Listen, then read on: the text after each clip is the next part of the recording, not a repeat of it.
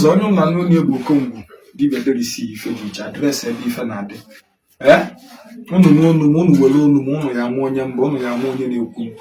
mata nji maka ya wee bịa tata bụ maka this video nenenu this video. Don't mind Okongwu dibia. Okongwu dibia come out this morning. Now Okongwu dibia know wetin happen to Onyeze Jesus. Okongwu dibia know wetin happen to Onyeze Jesus. No Okongwu dibia set am up. Upon for the video. Achọrọ m iplay pie n'isi. Ịghọta. Ịma na ihe njichi ime ife a bụ na agba abụ a akpadebia na akụghịrị ife asị na ọ bụ Chioma baby o Chioma sọsọ ya nwe ife ọ na-aza da Anambra. Ọ nọ ha Anambra steeti. Onye a na-akụghịrị this thing na-ebo this allegation. Ama na ife ka ya obi o ji asigiri ife ọ na-asigiri bụ maka na ọ nọ Nigeria.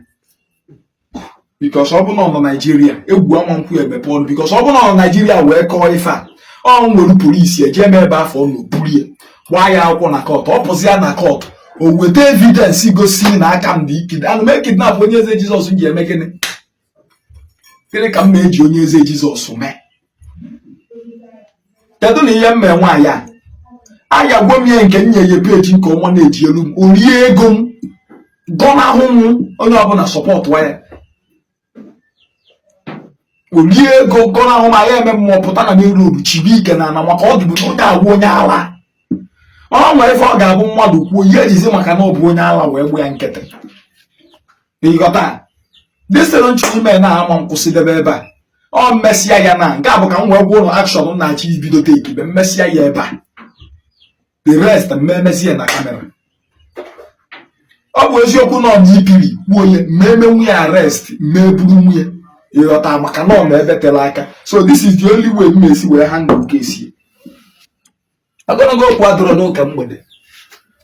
ka anyị lenezie by the ending of this year next year anyị nwazie onye aka ya dị ọcha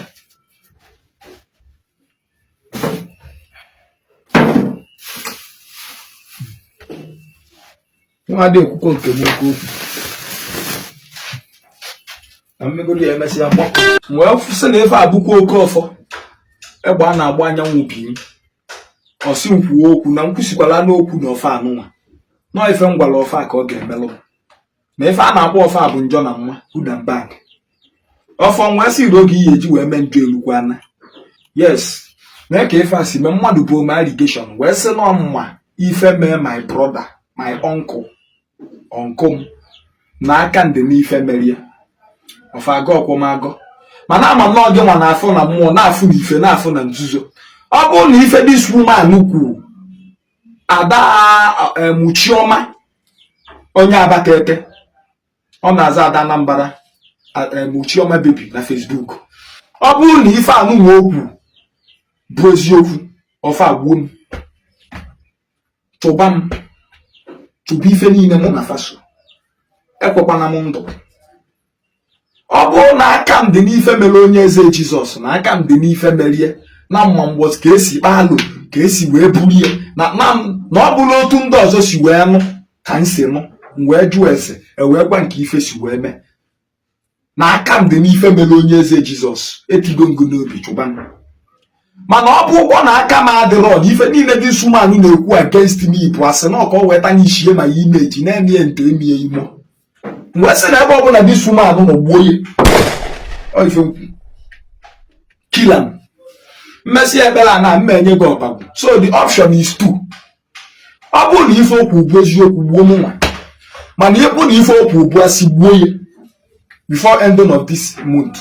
njesi abata mma enye gị ọbagwu ife nkwu a sị na-etie gị na ugboro ịnọ iwe jebe ọgụ etigo m ofu ofe ịtọ ọ bụ gwara na allegation this woman na-ebo m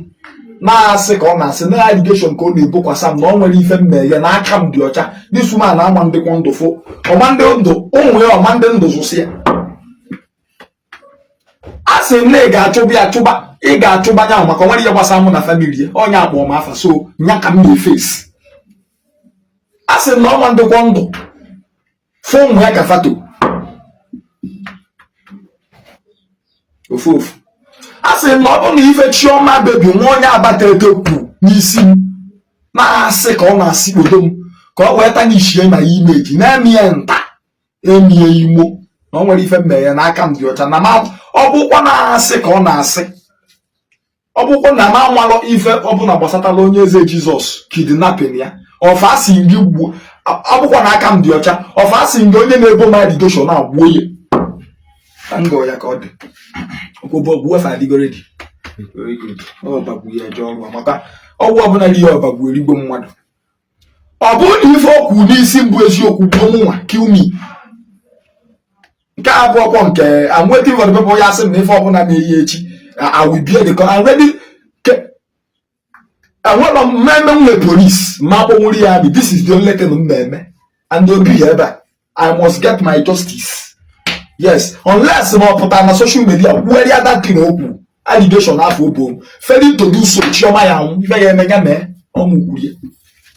ọ bụkwana na aka m dị n'ife okwu na ife okwu bụ eziokwu ka nwa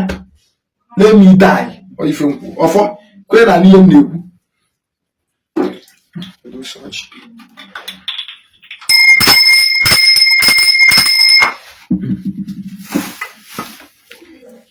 mana mụnwa anọghị m n'ogologo okwu naanị ekwu a na-eme eme ụfọdụ ebe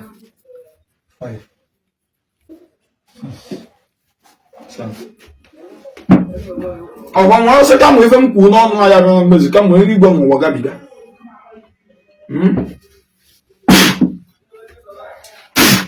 ya lọọlụ m ya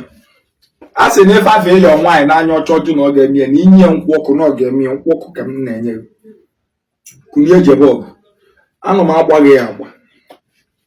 kulie jebe ọgụ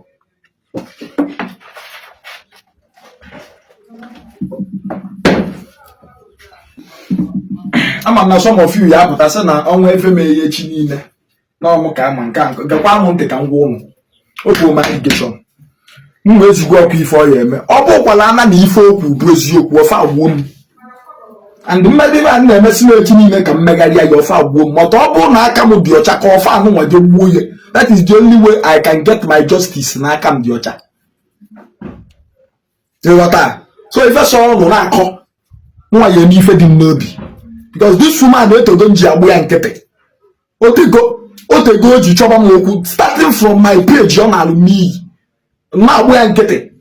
ọ na-ezuzugharị ọ chere na mụ na ya bụ ofu